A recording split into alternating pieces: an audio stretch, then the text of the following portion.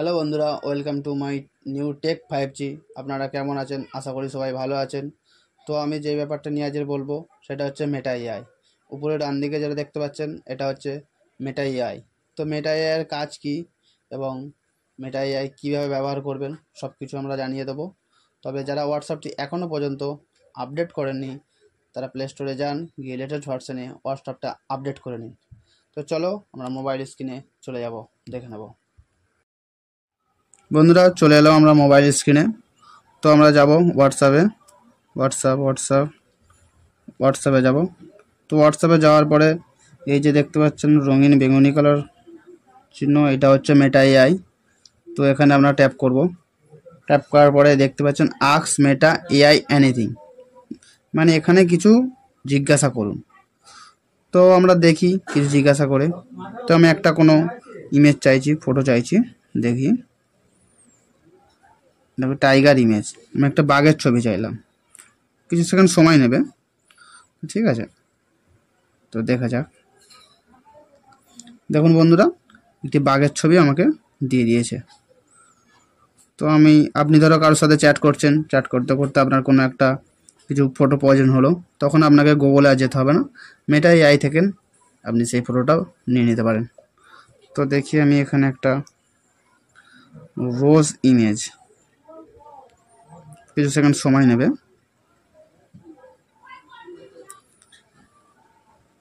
দেখুন বন্ধুরা, এখানে রোজ ইমেজ দিয়ে দিয়েছে।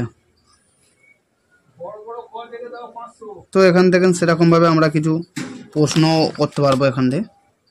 তো যেমন একটা প্রশ্ন করছি, হু ইজ বিরাট কোহলি? বিরাট কোহলি কে ছিল? দেখুন বন্ধুরা, এখানে দিয়ে দিয়েছে Virat Kohli is an Indian international cricketer. Virat Kohli একটা আন্তর্জাতীয় ক্রিকেটার ছিল। তো এবং সেই বিষয়ে আরও অনেক কিছু যেমন উইকিপিডিয়াও সাথে দিয়ে দিয়েছে। উইকিপিডিয়ায় ঢুকেও আপনি সব কিছু দেখে নিতে পারেন। তো যেমন আরেকটা প্রশ্ন করে দেখে নিই, হোয়াট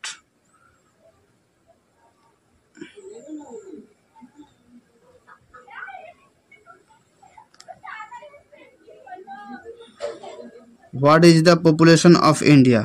ভারতের জনসংখ্যা কত? তো আমরা দেখে নেব, কিছু সময় সাইন নেবে।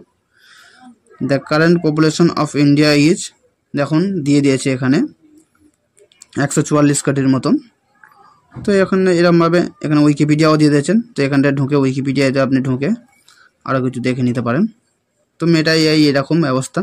তো এখান থেকে না আপনি এখানে ট্যাপ করে এই উপরে যে দেখতে পাচ্ছেন 3 ডট আছে, এখানেও ট্যাপ করতে পারেন। 3 ডট এখানে যদি ট্যাপ করেন, ট্যাপ করে এই যে দেখতে পাচ্ছেন অ্যাড টু শর্টকাট, এই অ্যাড টু শর্টকাটে আপনি যদি ট্যাপ করেন না, এখান থেকে আপনি হোম স্ক্রিনে অ্যাড করে রাখতে পারবেন। তো হোম স্ক্রিনে অ্যাড করে রাখলেন কী সুবিধা? হোম স্ক্রিনে অ্যাড করে রাখলে আপনার হোয়াটসঅ্যাপে না ঢুকে ডাইরেক্ট মেটা এআই ঢুকে আপনি কিছু এখান থেকে কোশ্চেন বা কোনো ইমেজ বা আপনার যাবতীয় দরকারি জিনিস সেটা এখান থেকে সার্চ করে নিয়ে নিতে পারেন। যেমন আমি একটা ক্যাট ইমেজ লিখেছি, দেখি। দেখুন বন্ধুরা, এখানে একটা বিড়ালের ছবি দিয়ে দিয়েছে আমাকে। তো এরকমভাবে দারুণ অনেক কিছু ফিচার আছে, তো আপনারা নিয়ে নিতে পারেন। তো শুধু এটা হোয়াটসঅ্যাপে নয়, এটা মেসেঞ্জারে হয়েছে। তো আমরা চলো মেসেঞ্জারটা দেখে নেবো। কোথায় গেল মেসেঞ্জারে চলে এসেছি। এই যে দেখতে পাচ্ছেন নিচের দিকে না, এই মেসেঞ্জারটা এখানে করেছে, দেখুন এইখানটায় আছে। হ্যাঁ, তো আমরা মেটা এআই ঢুকে পড়েছি। তো এখান থেকে দেখি কিছু কোশ্চেন করে, হাউ টু ওপেন